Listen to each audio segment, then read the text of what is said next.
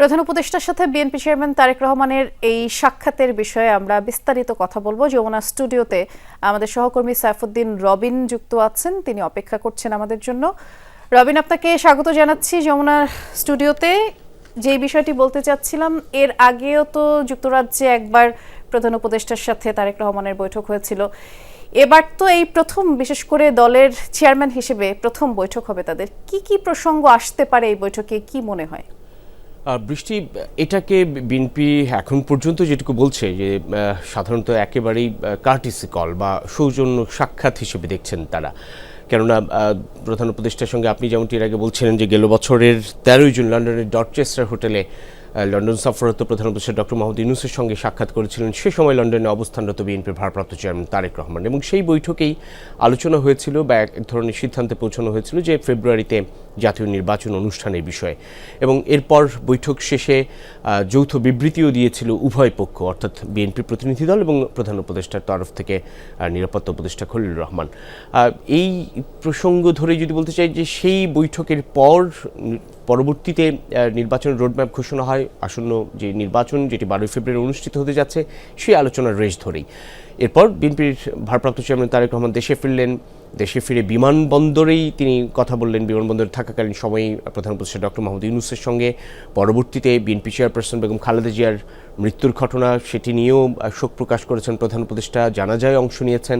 তারপর আপনি যেমনটি বলছিলেন যে প্রথমবারের মতো যখন বিএনপির ভারপ্রাপ্ত চেয়ারম্যান থেকে চেয়ারম্যান হলেন তারেক রহমান, তখন দেশের মাটিতে অন্তর্বর্তী সরকারের প্রধান উপদেষ্টার সঙ্গে সাক্ষাৎ, এটি শুধু এই অর্থেই অনেক বেশি গুরুত্বপূর্ণ হয়ে ওঠে।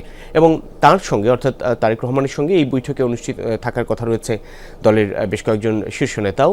তারা মূলত যেটি বলছিলাম যে সৌজন্য সাক্ষাতের অংশ হিসেবেই এই বৈঠকটিকে প্রাধান্য দিচ্ছেন। সেই সঙ্গে বিএনপির চেয়ারম্যান তারেক রহমানের দেশে ফেরাকে ঘিরে যাবতীয় যে সহযোগিতা সরকারের তরফ থেকে করা হয়েছে, আইন শৃঙ্খলা নিশ্চিত করা থেকে শুরু করে অন্যান্য প্রাসঙ্গিক যেসব বিষয়গুলো ছিল জড়িত এর মধ্যে দিয়ে, সেসব বিষয়ে সেই সহযোগিতার জন্য কৃতজ্ঞতা প্রকাশ, ধন্যবাদ প্রকাশ আনুষ্ঠানিকভাবে।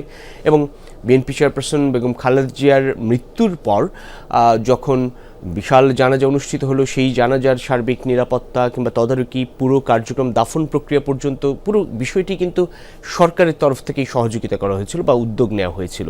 সেই আয়োজন নিয়েও এক ধরনের আনুষ্ঠানিক কৃতজ্ঞতা, ধন্যবাদ জ্ঞাপন।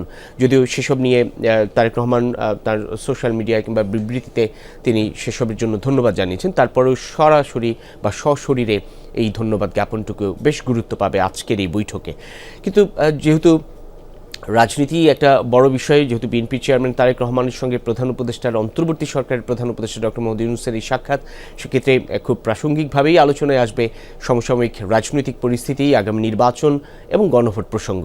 ধারণা করা হচ্ছে সেসবও বেশ গুরুত্ব বহন করবে আজকের এই আলোচনায়, কিন্তু সেসব নিয়ে হয়তো আনুষ্ঠানিকভাবে কোনো ধরনের প্রতিক্রিয়া মিলবে কিনা সেটি এখনই বলা যাচ্ছে না। তবে আজকের এই বৈঠকটি অনুষ্ঠিত হওয়ার কথা ছিল বিকেল নাগাদ, যেহেতু বৃহস্পতিবার কর্মব্যস্ত দিন সেই জায়গাটায়, এবং সকলে জেনে গেছি আমরা, সেই জায়গাটায় হয়তো বা খানিকটা পরিবর্তন ঘটে এই সময়সূচি নির্ধারণ করা হয়েছে সন্ধ্যার পর।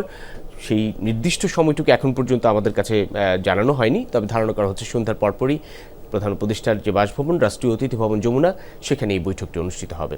এবং সেটা নিয়ে বেশ আগ্রহ এবং কৌতূহল নিয়েই অপেক্ষা করছেন মূলত বিএনপি থেকে শুরু করে সর্বস্তরের সাধারণ মানুষ এবং অন্যান্য রাজনৈতিক দলগুলোও। বৃষ্টি, সেটি এখন দেখার বিষয়। বৈঠকটি অনুষ্ঠিত হোক, এরপরে নিশ্চয়ই জানা যাবে যে বৈঠকে কি নিয়ে আলোচনা হলো। বিস্তারিত আপনি জানাচ্ছিলেন, অনেক ধন্যবাদ রবিন।